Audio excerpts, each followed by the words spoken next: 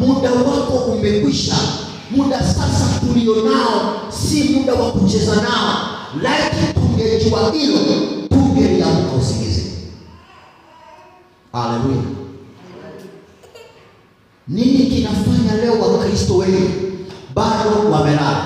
Kwa sababu hawajui wakati walionao. Kwa sababu sijui wakati nilionao.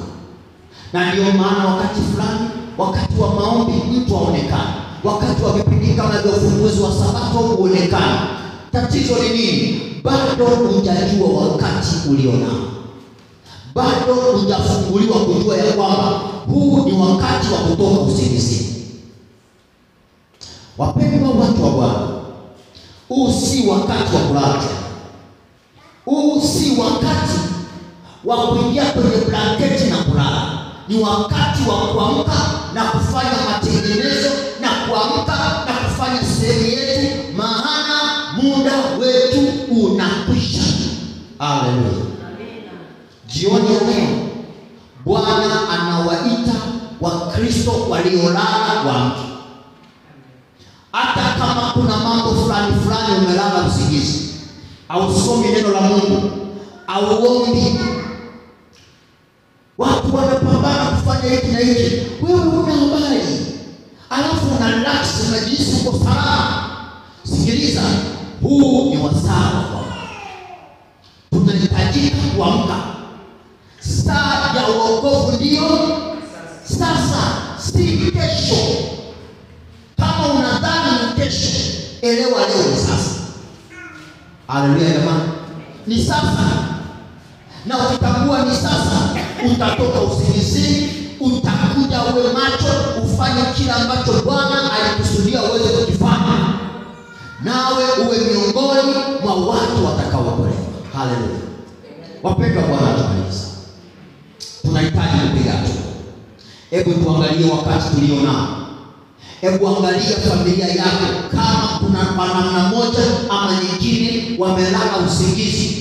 Nenda sasa, anza uamsho na matengenezo. Haleluya jamani. Amsha vipindi vilivyokufa. Amsha ibada iliyokufa. Amsha maombi yaliyokufa. Amsha kila kitu ambacho unakiona kimekufa katika maisha ya familia yako, katika maisha ya nyumba yako, katika eneo unaloishi. Kuna mambo fulani bado yamelala usingizi. Kama Mkristo una wajibu wa kwenda kuyaamsha, ukitambua ya kwamba wakati tulionao ni mfupi na wokovu wetu huu karibu sana kuliko tulivyoanza kuamini. Kipindi tulipoamini kama wokovu ulikuwa kilomita 200, sasa wokovu wetu uko nusu kilomita au maili kadhaa. Haleluya. Hatuna sababu ya kulala tena. Hatuna sababu ya kupuuzia tena. Hatuna sababu ya kuona kawaida tena. Ukitaka kujua umelala kiasi gani, angalia mambo ya mwili ya kiroho ambayo tungepaswa kufanya kila tuwezalo kwa ajili ya wokovu wa watu wengine na kwa ajili ya wokovu wetu. Wewe unaona ni kawaida. Maombi yanahubiriwa, ushauri unatolewa, wewe unaona ni kawaida. Kwa nini? Bado umelala usingizi. Bado umelala usingizi. Sasa ufanye nini mtu wa Mungu? Ni wasaa wa kuamka sasa. Ni wasaa wa kusimama kwa miguu yako. Ni wasaa wa kujitoa kwa Mwokozi. Wewe uliye hapa, wewe na kuna mwingine yuko mbali anatazama, ni wasaa wa kuamka. Haleluya jamani. Ni kutengeneza mambo yote yaliyokufa. Ni kutengeneza mambo yote ambayo unadhani kwayo ulikuwa uko nyuma sana. Sasa ni wakati wa kutengeneza na kufanya matengenezo na kuamka usingizini na kuingia katika nuru, ili tuweze kuokolewa na kufanya sehemu yetu kwa ajili ya wokovu wa watu wengine. Jioni ya leo Bwana atubariki sana. Hebu nimtie moyo songa mbele, na Bwana akaendelea kutusaidia. Tuimbe wimbo namba 66 tukiwa tumesimama. Roho yangu amka sasa. Tusimame wote.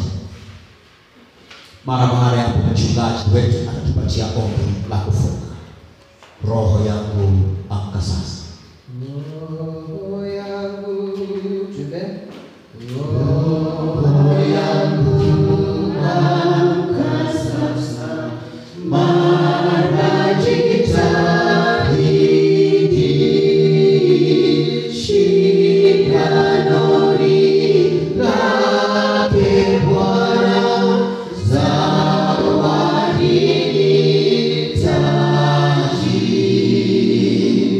Saa